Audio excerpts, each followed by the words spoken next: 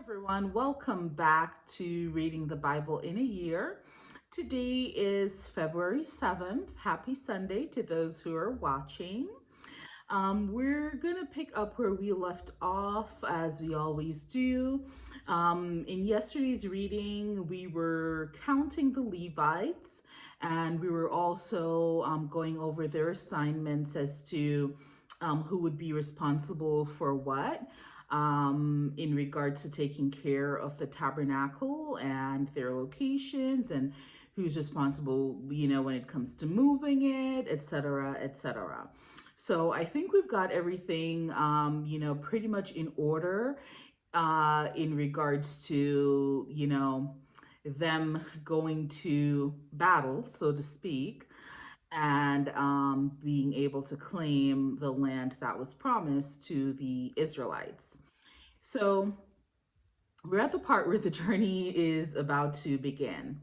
All right. And the people have been numbered, as I said before, and their duties have been assigned. So God now gives the Israelites their marching orders.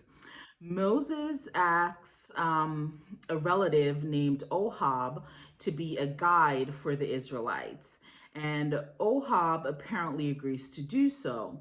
But the real guide is God himself, as we know, manifested in the movement of the cloud of his presence over the ark and tabernacle. There's one final preparation, and then the journey will begin. And we're going to read from Numbers 10, verse 1, and we're going to read through to Numbers 11, verse 35, where we will end for today. So the Lord said to Moses, "Make 2 trumpets of hammered silver and use them for calling the community together and for having the camps set out. When both are sounded, the whole community is to assemble before you at the entrance to the tent of meeting. If only one is sounded, the leaders, the heads of the clans of Israel, are to assemble before you. When a trumpet blast is sounded, the tribes camping on the east are to set out. At the sounding of a second blast, the camps on the south are to set out. The blast will be the signal for setting out. To gather the assembly, blow the trumpets, but not with the signal for setting out. The sons of Aaron, the priests, are to blow the trumpets. This is to be a lasting ordinance for you and the generations to come. When you go into the battle in your own land against an enemy who is oppressing you, sound a blast on the trumpets. Then you will be remembered by the Lord your God and rescued from your enemies, also at your times of rejoicing, your appointed festivals and new moon's feasts. You are to sound the trumpets over your burnt offerings and fellowship offerings, and they will be a memorial for you before your God. I am the Lord your God. On the 12th day of the 2nd month of the 2nd year, the cloud lifted from above the tabernacle of the covenant law. Then the Israelites set out from the desert of Sinai and traveled from place to place until the cloud came to rest in the desert of Paran. They set out the first time at the Lord's command through Moses. The divisions of the camp of Judah went first, under their standard. Nahshon, son of Amminadab, was in command. Nathanael, son of Zuar, was over the division of the tribe of Issachar. And Elab, son of Helon, was over the division of the tribe of Zebulun. Then the tabernacle was taken down, and the Gershonites and Merarites who carried it set out. The divisions of the camp of Reuben went next, under their standard. Eleazar, son of Shedeur, was in command. Shalumiel, son of Zurishaddai, was over the division of the tribe of Simeon, and Eliasaph, son of Duel, was over the division of the tribe of Gad. Then the Kohathites set out, carrying the holy things. The tabernacle was to be set up before they arrived. The divisions of the camp of Ephraim went next, under their standard. Elishama, son of Immodad, was in command. Gamaliel, son of Pedazur, was over the division of the tribe of Manasseh, and Abidan, son of Gideoni, was over the division of the tribe of Benjamin. Finally, as the rear guard for all the units, the divisions of the camp of Dan set out under their standard. Ahiezer, son of Ammishaddai, was in command. Pagiel, son of Okran, was over the division of the tribe of Asher, and Ahira, son of Enan, was over the division of the tribe of Naphtali. This was the order of march for the Israelite divisions as they set out. Now Moses said to Hobab, son of Reuel, the Midianite, Moses' father-in-law, "We are setting out the place about which the Lord said, 'I will give it to you. Come with us and we will treat you well, for the Lord has promised good things to Israel.' He answered, 'No, I will not go. I am going back to my own land and my own people.' But Moses said, 'Please do not leave us. You know where we should camp in the wilderness, and you can be our eyes. If you come with us, we will share with you whatever good things the Lord gives us.' So they set out from the mountain of the Lord and traveled for 3 days.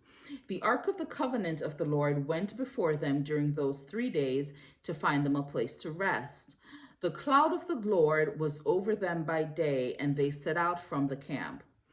On the day the tabernacle, the tent of the covenant law, was set up, the cloud covered it. From evening till morning, the cloud above the tabernacle looked like fire. That is how it continued to be. The cloud covered it, and at night it looked like fire. Whenever the cloud lifted from above the tent, the Israelites set out. Wherever the cloud settled, the Israelites encamped. At the Lord's command, the Israelites set out, and at his command, they encamped. As long as the cloud stayed over the tabernacle, they remained in camp. When the cloud remained over the tabernacle a long time, the Israelites obeyed the Lord's order and did not set out. Sometimes the cloud was over the tabernacle only a few days. At the Lord's command, they would encamp, and then at his command, they would set out. Sometimes the cloud stayed only from evening till morning, and when it lifted in the morning, they set out. Whether by day or by night, whenever the cloud lifted, they set out. Whether the cloud stayed over the tabernacle for 2 days, or a month, or a year, the Israelites would remain in camp and not set out. But when it lifted, they would set out. At the Lord's command, they encamped, and at the Lord's command, they set out. They obeyed the Lord's order in accordance with his command through Moses. Whenever the ark set out, Moses said, "Rise up. May your enemies be scattered. May your foes flee before you." Whenever it came to rest, he said, "Return, the Lord, to the countless thousands of Israel."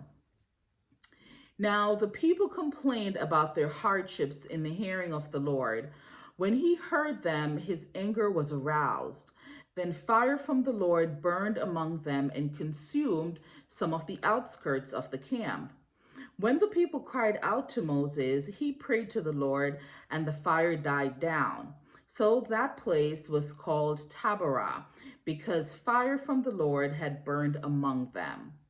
The rabble with them began to crave other food, and again the Israelites started wailing and said, "If only we had meat to eat. We remember the fish we ate in Egypt at no cost. Also the cucumbers, melons, leeks, onions, and garlic. But now we have lost our appetite. We never see anything but this manna." The manna was like coriander seed and looked like resin. The people went around gathering it and then ground it in a hand mill or crushed it in a mortar. They cooked it in a pot or made it into loaves, and it tasted like something made with olive oil. When the dew settled on the camp at night, the manna also came down. Moses heard the people of every family wailing at the entrance of their tents. The Lord became exceedingly angry, and Moses was troubled. He asked the Lord, "Why have you brought this trouble on our servant? What have I done to displease you that you put the burden of all these people on me? Did I conceive all these people? Did I give them birth? Why do you tell me to carry them in my arms as a nurse carries an infant, to the land you promised an oath to their ancestors? Where can I get meat for all these people? They keep wailing to me, 'Give us meat to eat.' I cannot carry all these people by myself. The burden is too heavy for me. If this is how you're going to treat me, please go ahead and kill me. If I have found favor in your eyes, and do not let me face my own ruin." The Lord said to Moses, "Bring me 70 of Israel's elders who are known to you as leaders and officials among the people. Have them come to the tent of meeting, that they may stand there with you. I will come down and speak with you there, and I will take some of the power of the Spirit that is on you and put it on them. They will share the burden of the people with you, so that you will not have to carry it alone. Tell the people, consecrate themselves in preparation for tomorrow, when you will eat meat. The Lord heard you when you wailed, 'If only we had meat to eat. We were better off in Egypt.' Now the Lord will give you meat, and you will eat it. You will not eat it for just 1 day or 2 days or 5, 10 or 25 days, but for a whole month, until it comes out of your nostrils and you loathe it, because you have rejected the Lord who is among you, and have wailed before him, saying, 'Why did we ever leave Egypt?' But Moses said, 'Here I am among 600,000 men on foot, and you say I will give them meat to eat for a whole month. Would they have enough flocks and herds here slaughtered for them? Would they have enough if all the fish in the sea were caught for them?' The Lord answered Moses, 'Is the Lord's arm too short? Now you will see whether or not what I say will come true for you.' So Moses went out and told the people what the Lord had said. He brought together 70 of their elders and had them stand around the tent. Then the Lord came down in the cloud and spoke with him.